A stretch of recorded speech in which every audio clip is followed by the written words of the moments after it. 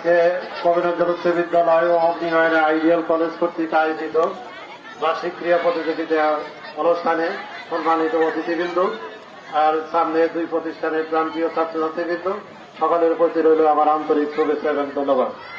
আজকে আমরা বার্ষিক ক্রীড়া প্রতিযোগিতা সুষ্ঠু সুন্দরভাবে সম্পন্ন করতে পারায় সবাইকে আন্তরিক ধন্যবাদ জানাচ্ছি। খেলায় জয় পরাজয় বড় কথা নয়, খেলায় অংশগ্রহণ করা এটাই বড় কথা। কিন্তু বিষয় হলো যে আমরা এবং অতিথিবৃন্দরা অনেকে লক্ষ্য করছে যে প্রতিটা ইভেন্টেই প্রতিযোগীর সংখ্যা কম। আমি আশা করব ছাত্রছাত্রীর উদ্দেশ্যে বলবো যে আগামী বছর যাতে প্রতিযোগীর সংখ্যাটা আরো বেশি হয়। যত বেশি হবে তবে খেলার প্রতি একটু আকর্ষণ বাড়বে। সেই জন্য সবার প্রতি আহ্বান রাখবো যে আগামী বছর থেকে যাতে প্রতিযোগীর সংখ্যা একটু বাড়ে।